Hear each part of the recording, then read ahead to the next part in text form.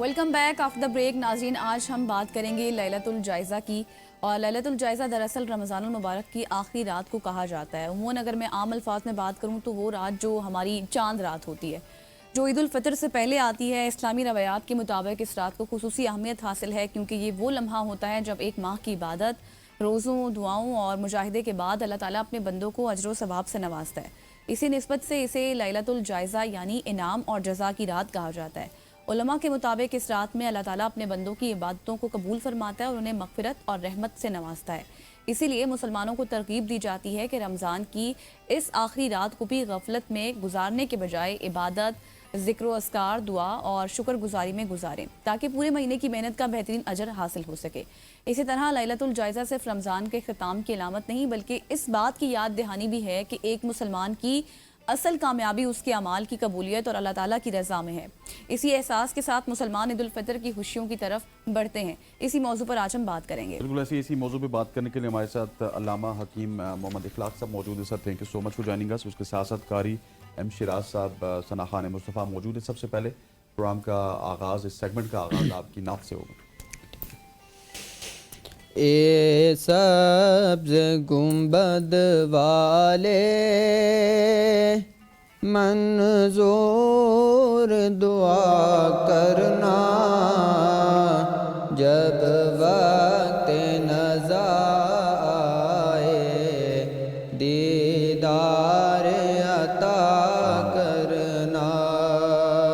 ए सब्ज़ गुंबद वाले मंजूर दुआ करना, जब वक्त नज़ा आए दीदार अता करना।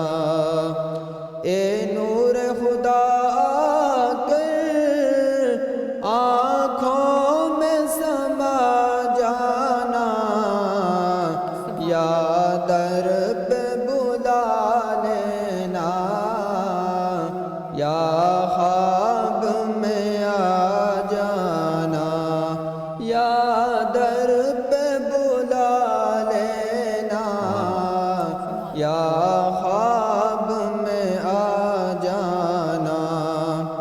ए पर्दा नशी दिल के पर्दों में रहा करना, ए पर्दा नशी दिल के पर्दों में रहा करना, जब वक्त नज़ा आए दीदार अता करना, दीदार अता करना।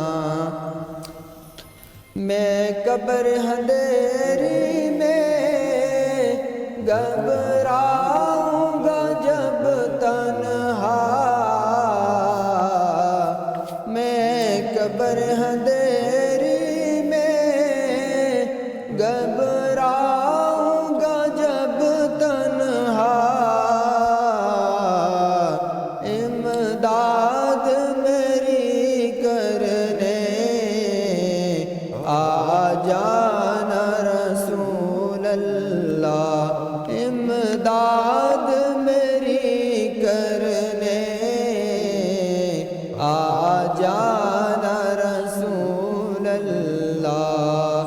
रोशन मेरी तुरबत को लिल्लाह ज़रा करना, रोशन मेरी तुरबत को ए नूर खुदा करना, जब वक्त नज़ा आए दीदार अता करना।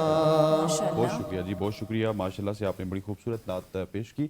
हज़रत लैलतुल जायज़ा जिस तरह से गज़ल ने अपने इब्तदाइये में बताया, जिसको आजकल उर्फ़ आम में अगर पाकिस्तान की बात की जाए, मुझे नहीं पता कि इंडिया और बांग्लादेश में इसको क्या कहते हैं, लेकिन हम इसको चांद रात कहते हैं। और इसका ताल्लुक हमारे नज़दीक तो यही है कि अब हम बिल्कुल सारे कामों से फ़ारिग हो गए, लेकिन اسلام کی اگر بات کی جائے تو اس کو لیلۃ الجائزہ کہا جاتا ہے. ایک جائزے کی رات ہوتی ہے جہاں پہ آپ نے ایک مہینہ عبادت کی ہے, روزے رکھے ہیں, نماز پڑھی ہے, اور اس مہینے آپ کا اس دن آپ کا جائزہ لیا جاتا ہے. اور اس دن آپ کا بیسیکلی کیا کہتے تھے, امتحان کا رزلٹ آنے والا ہوتا ہے. جی بالکل. تو اس رات کی اہمیت کے حوالے سے ہمیں بتائیے گا. بسم اللہ الرحمن الرحیم. اللہم صلی علی محمد و آل محمد. آپ نے جیسا کہ کہا ہے کہ لیلۃ الجائزہ کو ہم اسے پاکستان میں عرف عام میں چاند رات کہتے ہیں. انسان اور بالخصوص مسلمان جب پورا مہینہ عبادت کرتے ہیں, روزہ رکھتے ہیں, تلاوت, ذکر, اذکار, نمازیں, جو بھی اپنی ہمت اور توفیق کے مطابق اللہ کی عبادت کرتے ہیں, بدقسمتی یہ ہے کہ جب یہ لیلۃ الجائزہ آتی ہے یا چاند رات آتی ہے ہم اس کی اہمیت کو بھول جاتے ہیں. حقیقتاً میں یہ رات تو ساری راتوں سے زیادہ عبادت کے قابل ہے. اس کی وجہ یہ ہے کہ اللہ رب العالمین فرشتوں سے پوچھتا ہے, فرشتوں بتاؤ ایک بندہ جو محنت مزدوری کرتا ہے اس کا اجر کیا ہے؟ تو عرض کرتے ہیں رب العالمین اس نے جو محنت کی ہے اس کو اس کا پورے کا پورا اجر دیا جائے. اب یہ جو رات ہے لیلۃ الجائزہ, اسے لیلۃ الانعام بھی کہتے ہیں.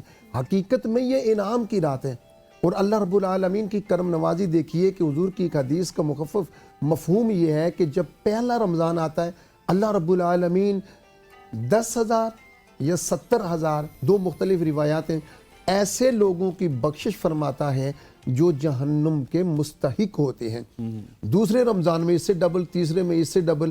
جب لیلۃ القدر کی رات آتی ہے تو پہلے رمضان سے لے کر آخری رمضان لیلۃ القدر تک جتنے لوگوں کی بخشش ہو چکی ہوتی ہے اللہ رب العالمین اتنے سارے بندوں کی بخشش ایک اس لیلۃ القدر میں فرماتا ہے.